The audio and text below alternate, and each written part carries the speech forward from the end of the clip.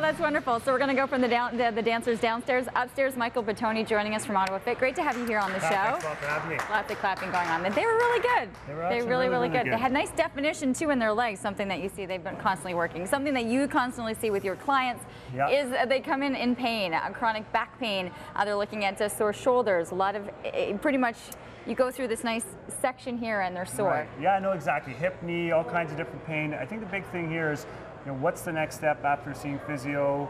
The pain for the most part is gone, but the dysfunction, the movement, asymmetries are still there. So, how do we address that? How can we identify those things and then try to program them out so that basically people are moving the way they should be moving? And likely looking not to be recurring injuries, or that they're back in the fit with the physiotherapist, that once they've gone through that aspect, that they can just now strengthen and maintain. The big thing we see is the pain is gone, but the compensation isn't.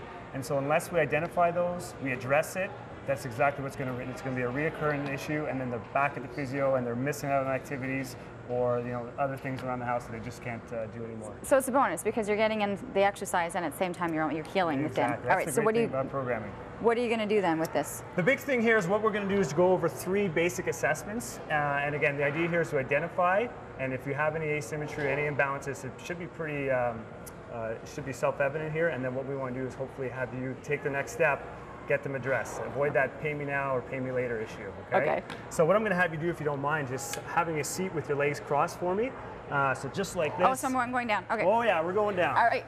Again, holding the dowel right here with your arms crossed. Holding it like this? Exactly. And so what we do is be sitting right in the door frame here, okay, with our legs right up against it. And what we're going to simply do is we're going to rotate as far as we can to the right. Good, go, go, go, and that's perfect there. So ideally we'd be able to have the left side of the dowel hit the door frame.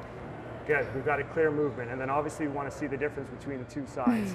Looking like a little bit different between the left and right there. Yes. So again, that's a big thing. So our upper back is really made to move.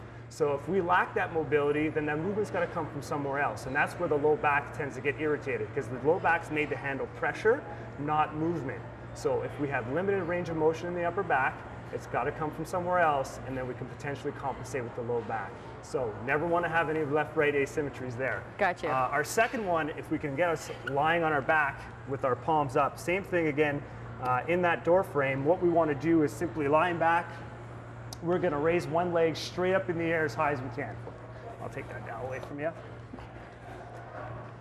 Good. Okay, so one leg up? Yep. I want you to just flex your toes here. Good. We'll have your palms out to the side, and that's perfect. So again, what we're looking for, should we be in a door frame? We should be even with the door frame with our ankle bone or malleolus here. So we're going to come back down. Obviously, we want to see the difference between the left and right side. Again, for you, pretty clean movement, no pain associated with that. That's all a good sign. Okay, so that's another great indication to give hip mobility. But for a lot of people, that would be an issue right there. You'd see it right away. You see it right away between the left and right, and a lot of males tend to have, some of it's hamstring flexibility. That isn't the only issue. Some of it is a stability issue in terms of our strengthening, inability to strengthen and hold our pelvis. So we're going to see that left or right difference, and then that's again where low back issues, you tend to see a difference between the left and right side. So our last one is a simple overhead squat, and I say simple, but it's definitely the most challenging one. So I'm going to have you hold the dowel right over your head just for a second, just on top of your head for me. And make sure the elbows are at 90 degrees. So again, and then just a little bit wider out with the right hand, and then press it straight up over your head. I'm going to have you get your feet within hip width. Good, and I want those toes absolutely straight. So we want no out-toeing whatsoever. Okay, we got about 5 seconds to do this. You're going to make me squat, and I know I'm not going to be able to do. I want to see it.